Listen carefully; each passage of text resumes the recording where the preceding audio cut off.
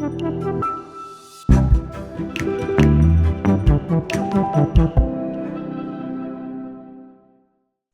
content. Thank you. That's good to know. And at the time, 10 years ago, text and data mining was starting to get going. There was the Budapest Open Access Initiative. But people told him he was frankly mad to try and collect all of the open access content of the world and try and index it. But it's what we've now been doing for nearly 12 years. We aggregate from about 12,500 repositories. That's institutional repositories, preprint servers, hybrid journals, etc. And the team at Core build on top of that a layer of services to make access to this already open access data seamless and machine accessible. There's a wonderful quote from the Budapest Open Access Initiative again that says a single repository on its own is fine, but it's not valuable. It's when you combine all of this content together that you can actually start doing some really interesting things with. So we fast forward to 2024. We're now used by over 30 million individual users a month. Our funding comes from the Open University.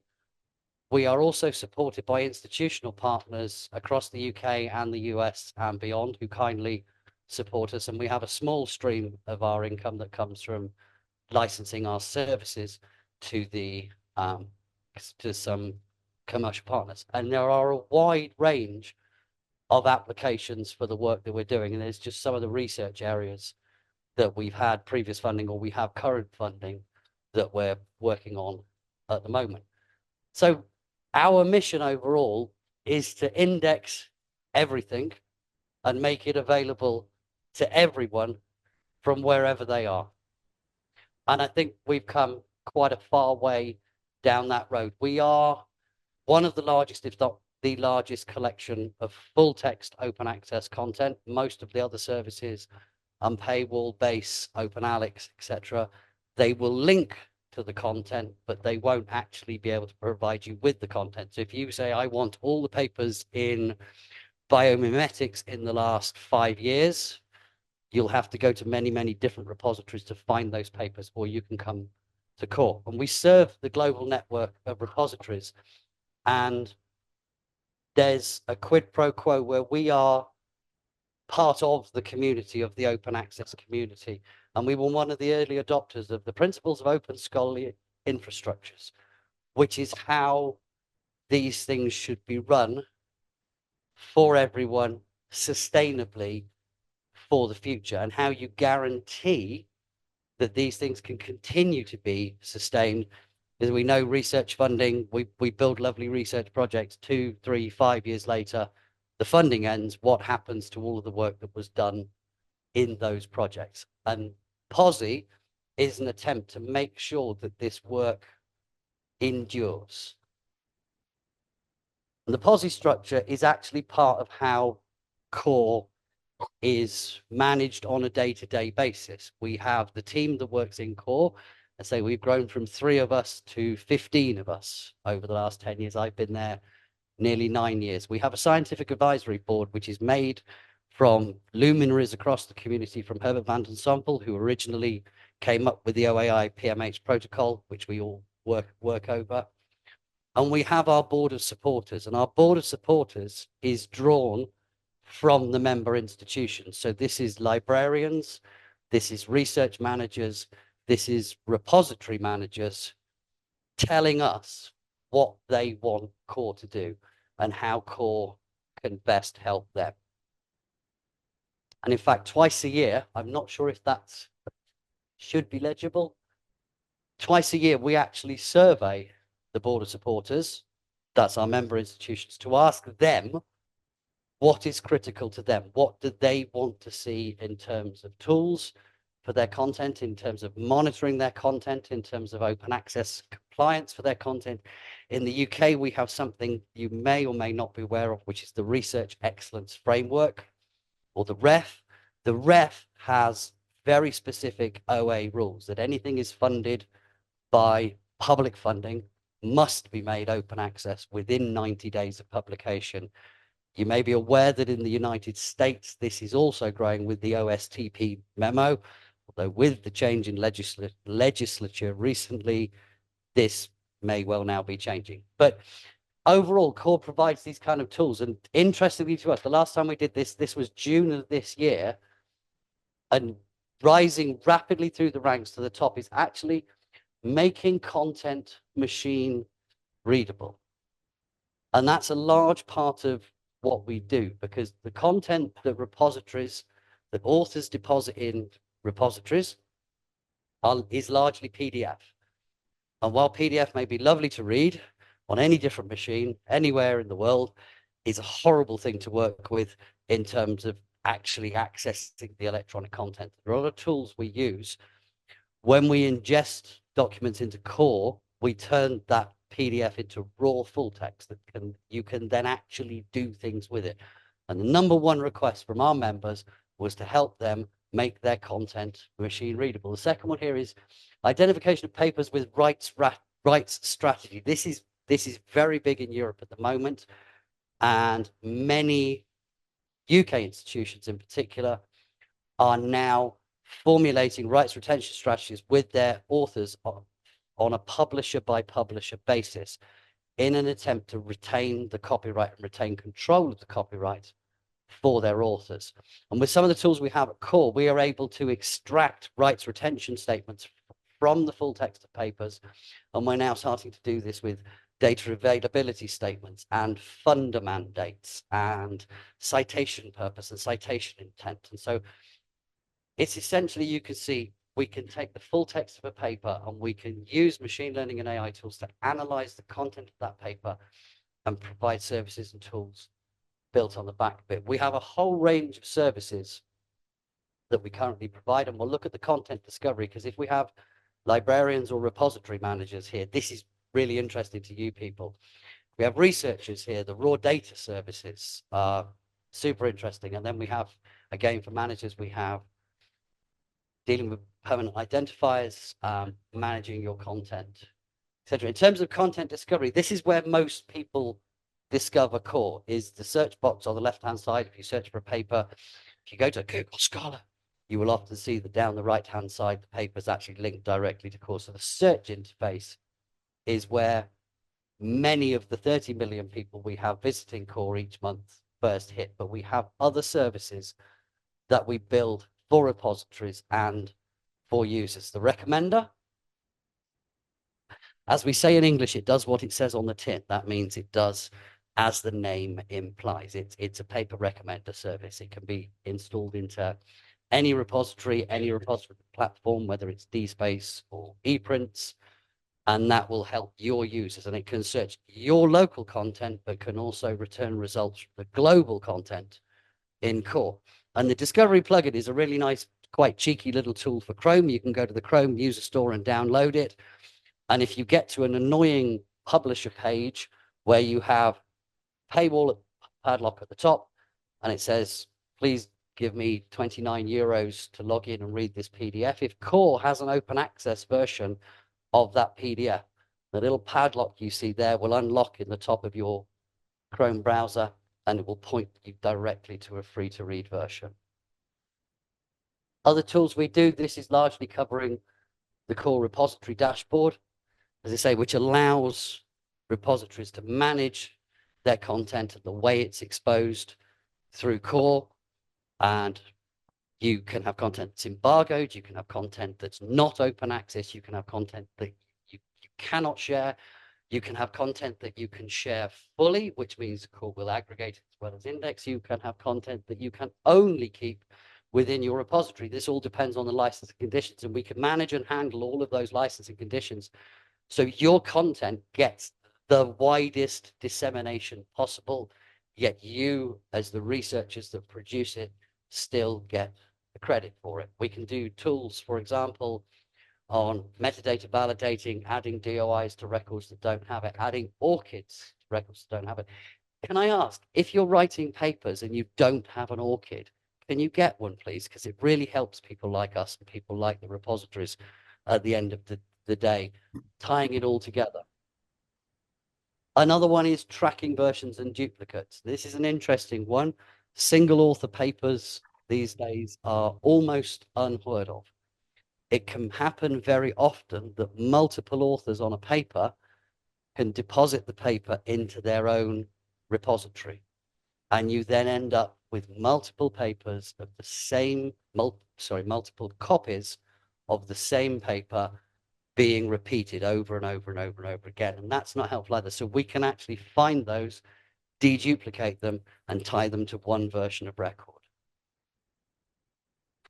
This is the bit that excites me because I'm a nerd. So I hope there's some nerds in the room. Part of what the aggregation of this content allows you to do is to do stuff with it. So we provide completely free for researchers and institutions. We provide access via the API, which is if you want quick queries backwards and forwards. If you want to deal with bulk data, we offer the data set. That only gets updated. We aim for twice a year. It's probably once every 9 months, if I'm honest. We host currently approximately 40 million full text papers. That's a lot of content to turn into a data set and to make it available, but we try and do it twice a year. And fast sync is something that's used by larger institutions and some of our commercial partners who want an always up-to-date copy of what is in core right now. Because for some applications, if you are identifying semantics for citations within research papers, having the very latest up-to-date papers and the latest breaking research may not necessarily be of critical importance. But if you're doing things in the medical area, in the financial area, and economics, having the latest up-to-date research becomes incredibly important. So what we do is we index these repositories in a rolling basis, and we have what we call a freshness index of how recent the most recent paper is. And we try to keep that to within 30 days. Why is core important? I hope I've given you a bit of an idea. It will increase the usage of your content. We did a research study with UCL, sorry, no, not UCL, Imperial, a few years ago when we measured downloads from repositories pre and post dissemination via core. And it actually adds about 16% to your downloads and up to 32% to the downloads from a repository. We've talked briefly about making it machine readable. And also the one right in the middle is I think critical. It's part of the mission we do. It's you're contributing to the open access arena. You are making sure that what we work hard to produce is seen by as many people as possible, and not just those who are able to pay or are based at institutions that are able to pay journal subscription fees. So that's a brief, very brief, keep this on, see how we're doing for time, overview of core and the work we do there. And I want to now look at a couple of the projects we've been working on in the last sort of 18 months. And then I'm going to touch on a project that we're working on with HAL at the moment. Before I move on to this section, though, I'd like to pause for a second and ask everyone here if we could just reflect for a moment and think of our colleague, Jeff Backer, who unfortunately can't be with us today. And it's a real shame that he can't be with us today, because this is exactly the type of event that I think this gentleman would have absolutely loved to be at. And unfortunately, the reason he can't be with us today is because he's fake. It's in English, thank you. His papers are fake, and his biography is, of course, completely fake. His biography was written by GPT, of course. Write a fictional 100-word biography for Emeritus Professor of Applied Stochastic Modeling. I thought I'd made that up. It turned out I hadn't. Jeffrey Backer from the University of Utrecht. Include the references for his 5 imaginary top-cited papers. And you saw, there you go, it does. So the biography was written by GPT. The portrait you see there is actually, of course, generated by Midjourney, which is one of the AI art producers. It's a real shame, actually, because he looks quite a lot like my dad. But the whole thing, it's completely fake. And it's funny, but as researchers, we know this is causing serious problems. So this is something we did last year, and there's a caveat here. They have got better. This was the existing version of 3.5 and the very first version of GPT-4. And we generated 50 questions from 10 different scientific domains. And we asked it graduate level questions. And we gave it the question and we said, please cite your top 5 sources for this answer. And all you need to know is the red dots are the ones it made up completely. Absolute fabrication. Totally didn't exist. The yellow ones are interesting. The yellow ones are what we call conflated, which is where you could see part of it was true. And they're quite the scary ones because it could have your name on as the author, but it's a totally made up paper. We came across the International Journal of Concrete. Doesn't exist at all, but ChatGPT will happily cite this paper. They have got better in the last 12 months, considerably better.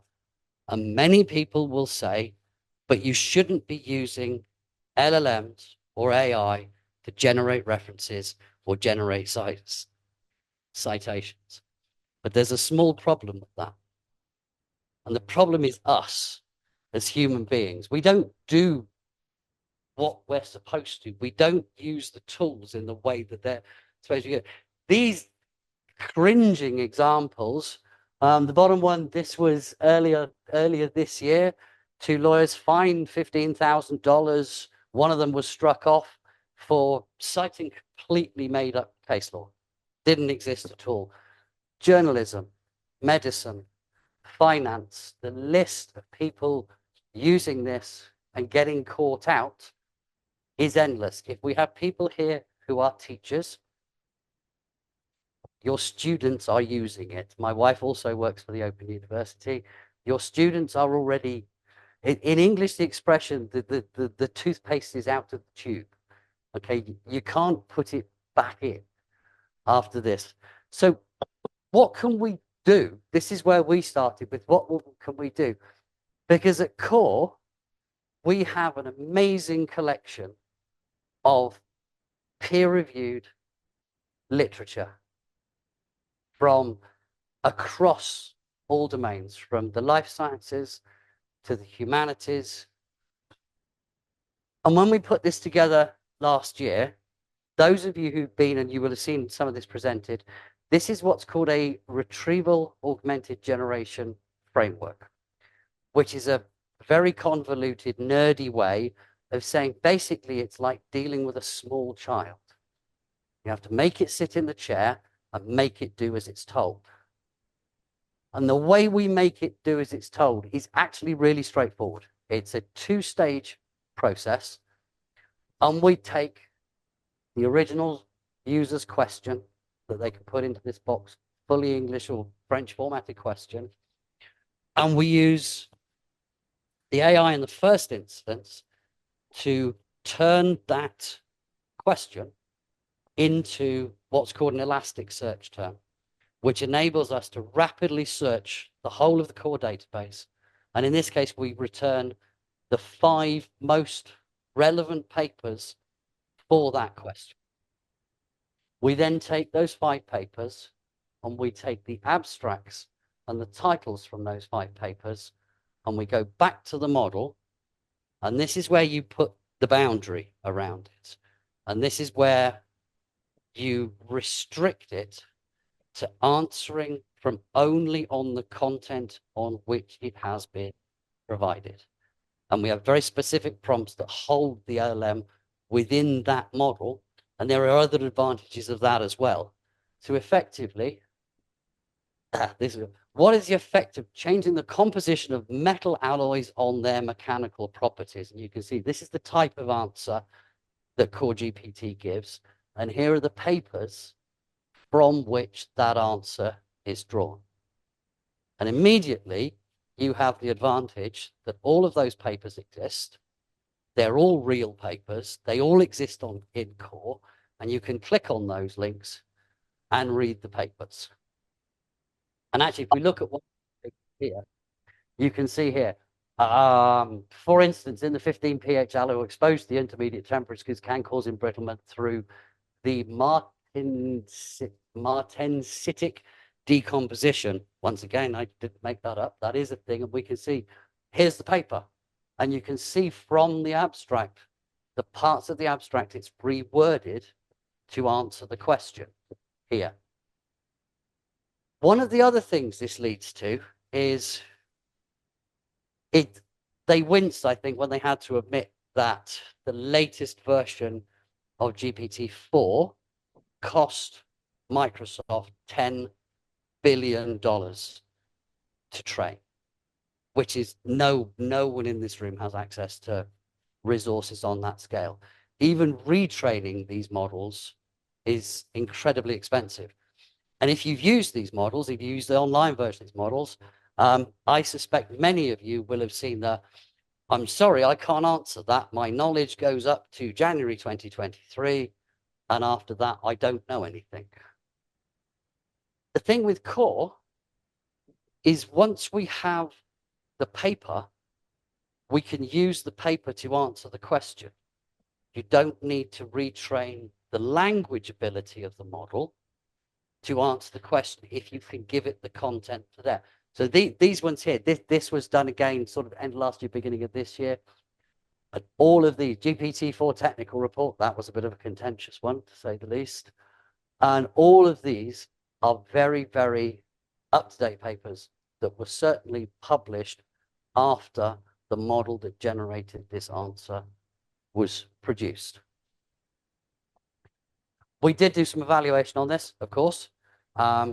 We got 3 separate annotators, and they were given instructions, and we wanted them to know, and these are fairly standard metrics within this type of task. And we asked the annotators to annotate how comprehensive the answer was, how trustworthy the answer was. Now, trustworthy is not a particular phrase I'm particular, because trust is a real personal thing. So if you view trust as sort of how accurate is the answer, is the answer correct, is the main thing for that one. And the last one is, how useful is it? Is the answer of any use to you at all? And what you can see is across the majority of domains, the metric for all 3 of them actually scored very high. It was over about 0.6, 0.7, the average overall. But the interesting thing to notice here is as the answers lower down the scale became less useful and less comprehensive, the trustworthiness of the answer, how do I believe this answer, actually remained very high. And that's because all the answers are based in real papers. And this, I said, there was another advantage to giving it just the papers and forcing it to answer from those papers. Excuse me, is the fact that if the answer isn't contained within those papers, the model does not hallucinate. The model doesn't go off and hallucinate and completely fabricate a made-up answer. It will actually be honest at this point, which is a massive difference between this and a standard LLM, because a standard LLM doesn't know anything. It'll just make up anything on the spot just to please you. This can't. It will tell you, I'm sorry, I don't actually have the information to answer that question. Try again. And that's effectively the response that you will get. A few reflections on this. It works. It genuinely works across the majority of subjects. The main issues we have are in terms of the complexity and scalability of it. We did an estimate that of the 30 million people who use core, majority of which come through search, and we can tell with some other metrics, the type of user who's likely to use this would end up with us supporting 3 to 6 million users per month. And as this is currently running on my director's credit card, I don't think that's a viable option. So we're looking for ways that we can scale the model, whether that's using open source models like Mistral and Llama and Falcon 7B. We're at the point where we need to find a model that has the efficacy but can do it either completely free or at a very, very low cost, so we can actually roll this out to our members and the majority of users, and we can offer it to member institutions to be able to embed it within their systems. And that is effectively core GPT. And lastly, because I know I'm rattling through time here, I wanted to speak just a little bit about the SOFARE project, which is currently my focus. I'm the open science lead for SOFARE, and I'm currently one of the CIs. We're working, as I say, with Hal, and we'll cover that in a bit. And SOFARE is effectively a twist on the type of work that we do of core. I love this. Please ask me for the slides, because then you can see this cartoon, because I promise it's funny. This was a paper that's actually quite a while, 2018, 2016, published in Nature. They actually asked 1,500 scientists, have you tried to repeat or replicate someone else's work? And the answers were absolutely shocking. And this, if you've been in academia for a while, this has rattled around academia. And this is up there with the 95% of papers that never cited. So why do we count citations metric? More than 70% of researchers, myself included, have tried and failed to repeat someone else's experiments. Really terrifying one, 50% of people have tried and failed to repeat their own experiments. Problems creep in replicating the scenario that the original experiments were performed in. Now, I'm a computer scientist, so allegedly.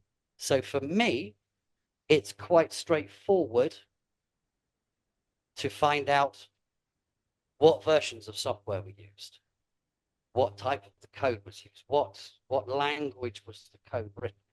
But actually getting someone else's software to run, actually interpreting someone else's data is an incredibly complex task. And in fact, when asked, top of these lists, selective reporting, pressure to publish, yep, all absolutely standard. Low statistical power or poor analysis. I'm sure we've all seen papers that are given than that have seen that.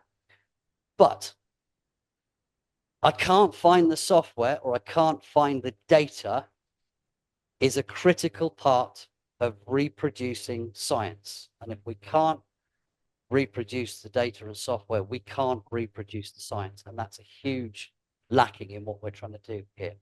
So how do we discover all of this lovely software that's been written by postdocs and PhD students and researchers? It's scattered around GitHub and GitLab and their institutional repositories. And it's not explicitly necessarily linked to the paper that produced it. We want software and data to be considered as much as a part of the bibliographic record as the research papers that created them are. And when we get to that stage, we think you will have a much better chance of being able to replicate what these studies, first-class records, with identifiers, making software fair, so fair. The other thing we have to do, and this comes down when you work at the scale of 350 million metadata articles and 40 million research text articles, is it has to be scalable. It has to work for everybody. But again, at the central repository, what we have at core, we have the papers, we have access to the repositories, we have access to the repository managers, and through that loop, we have access to the authors. So the vision of the project is that we at core, when we are gathering the data, we analyze the papers, and we're looking for mentions of software and mentions of data. We can extract that mention, and because we know the author, and we largely know the institution that they're based at, we can use CORE's repository dashboard to send an alert to that author that says, did you write this software? And is this the paper that it was introduced in? And by and large, the AI, the ML bit of actually extracting that information from the paper is pretty good. This is the bit we're currently working on at the moment, where we work on the validation request. It comes back to us once it's been validated by the author as being correctly identified. We can get it registered and archived in software heritage permanently with an ID, which is then passed back into the repository and added to the metadata record. And I'll speed up a little bit because I know you want to have some time for questions at the end, hopefully. So the tools we're using at the moment, I had a fascinating chat with Yannick from HAL over lunch about this Grobid. For me, it's a fantastic thing. I can see someone smiling and nodding in the audience. So at least someone's heard of it, which is great. Fantastically powerful tool. There is an extended version of Grobid called SoftSite that is looking for software mentions. We're working with Patrice Lopez and his team at INRIA in conjunction with the HAL team.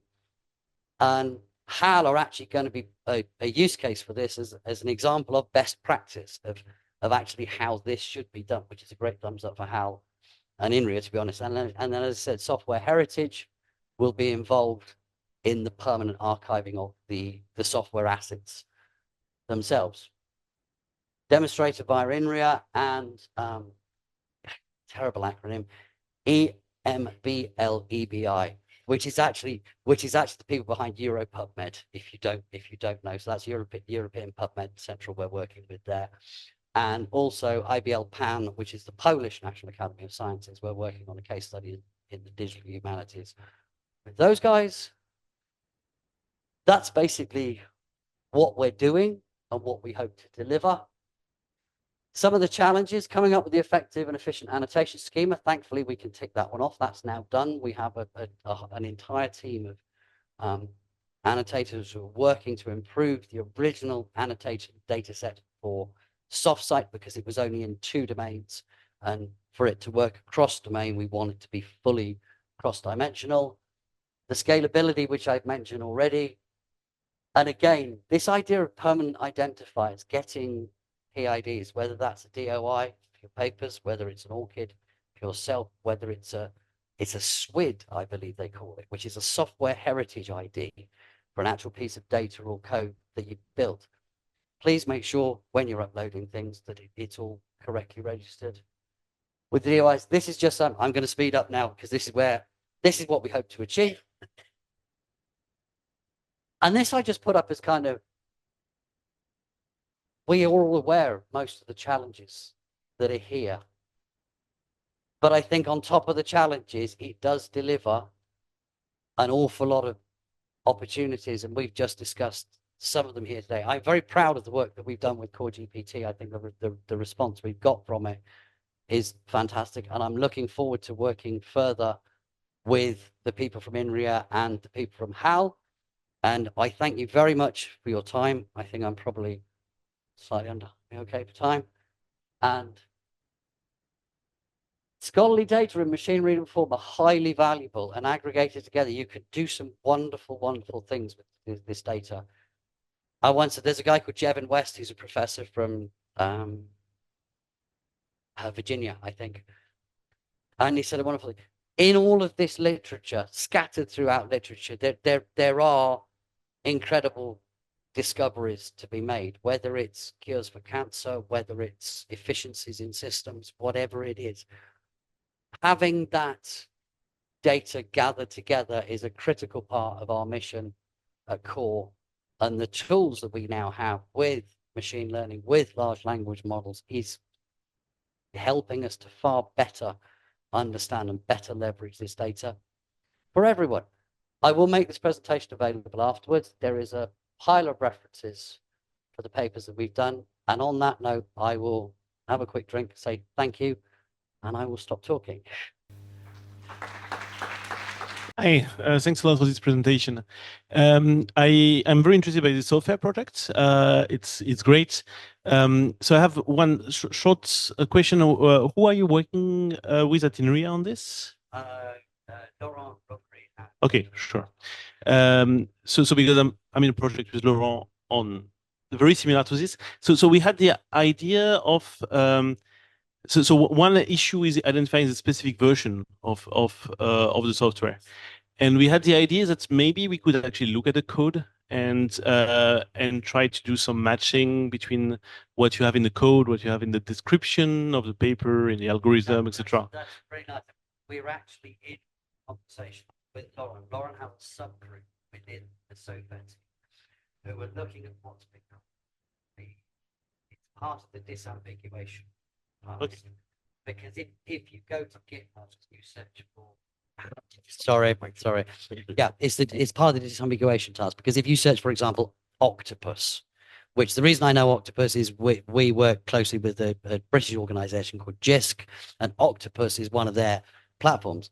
Great name, used by several hundred other people already. So which octopus is the first stage? And then the second stage is your exact question. Well, what version of octopus? You cannot use the GitHub repo name as an as a guide. You can't use the parent repo as the name because you're even for the using the paper and the content of the code and the content of the code is a really interesting idea actually because at this point any information that you can collect from anywhere about it. And the thing is as well, we have a much better chance if some authors are really nice and they say, in this paper, we introduce, you don't often find sentences like that. It will just be because those are the interesting ones to us.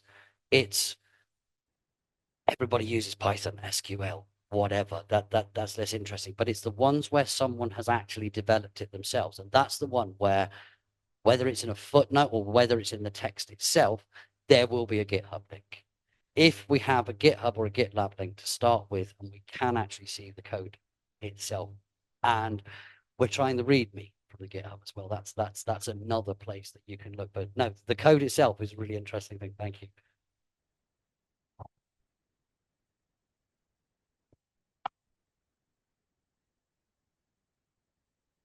So thank you very much for the presentation. So my question is somewhat linked to Pierre's question because um so of course there is the problem that I can download the software, but maybe my machine cannot run it because it's too old. So it would have a different compiler on my machine.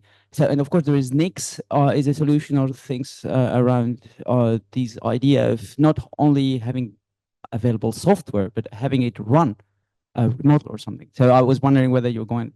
This is where I can't see Yannick, but he'll smile at this point. This is where I wish I had Patrice standing next to me because he's the guy who wrote Soft Site itself. Sorry, can you just say the question again? No, so the question is, can you run the code or you can just. So thank you. That's the bit. Within SoftSite itself, it attempts to identify the software, the version, whether it's an implicit or explicit reference to the software, and the environment that the software ran in the first place. So, and I think that's a fair step towards addressing the issue that, well, I know what the software is, but I can't run it. But if you have the information of the environment that the software ran in, then you should, fingers crossed, be able to recreate that environment, hopefully.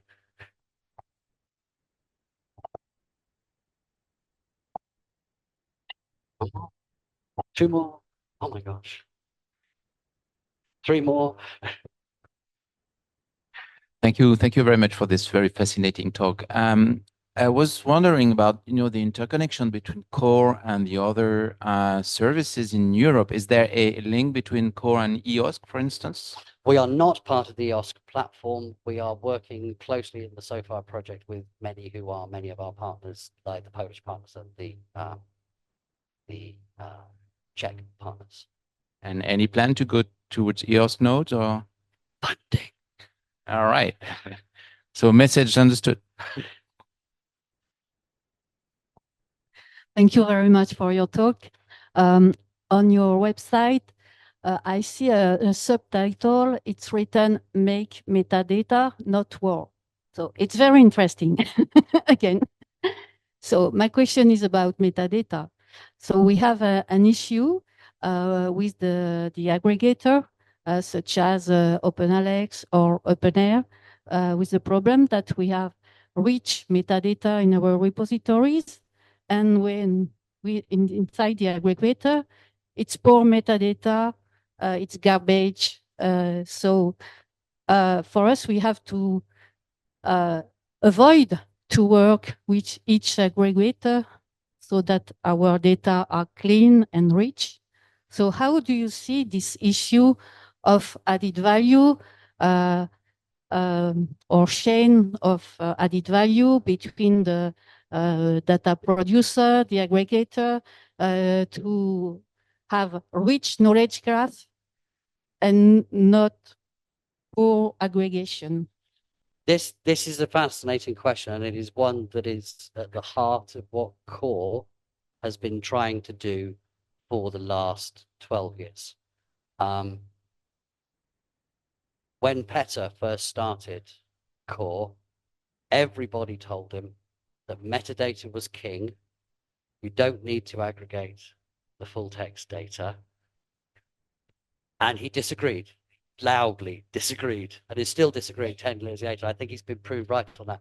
But the metadata, this idea that metadata is king, is this idea that quality metadata is king. And we currently work directly with 36 institutes in the UK and about 18 in the US, several across Europe. When we speak to repository managers, we aggregate the metadata that is there. Our enrichment processes then try to identify things like ORCIDs, things like DOIs, things like different versions of the same paper. And this is not, I promise you, this is not playing the blame game at all. But when we talk to repository managers,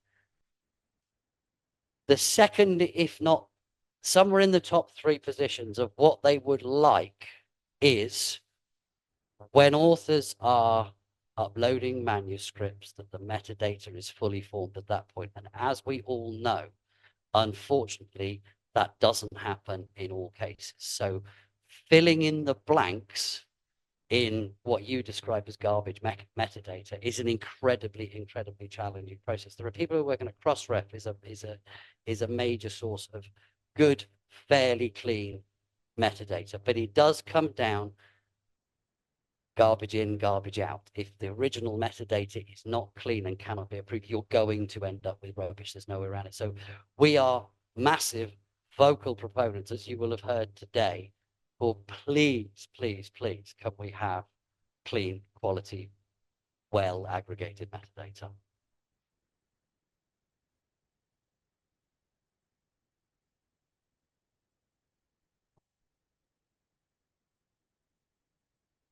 One lady here, I think. Fine.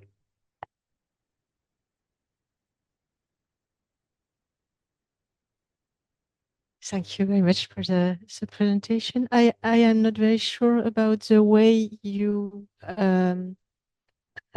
obtain machine readable content, because you obtain full text in various formats, I guess, PDF, XML, and so on, and you convert this format into XML. Into structured XML. In structured XML. So how do you achieve that? Because the number of format, even in XML, there are a lot different XML. So the tool we use, which is called Grobid, and the guy to look up is a guy called Patrice Lopez, who is you know.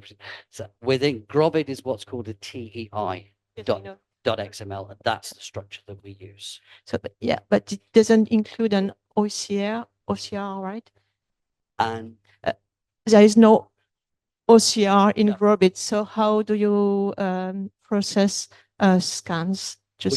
We don't. We work with PDF and Doc and DocX mainly. Okay, so you don't deal with XML as input, right? Only PDFs, you said, and PDFs, docx, yes. and docx, but not the XML from editors or. No. Okay, and do you plan to do it? Yeah, it's a complex question. Okay, thank you very much. We Thank still you. have some time, actually. Oh my So gosh. no, it was my mistake. Try to check it in the program. You will see. So we still have some time if you want to ask a last question. Maybe. No. Ah, two more. Magnific.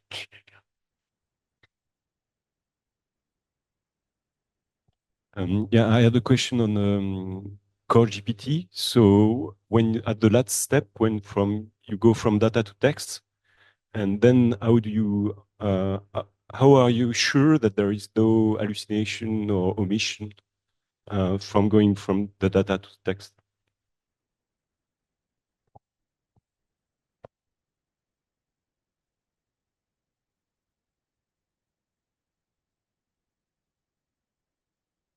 The answer is we're not. It's honest about what it doesn't know. And we put here, which equals fewer hallucinations. It doesn't equal no hallucinations. I say this, the Journal of Concrete was a particular example, and it mentioned the Journal of Concrete in the answer, but clearly it's not cited as one of the papers underneath. So I think the errors become much, much more obvious as well, I think you'll find.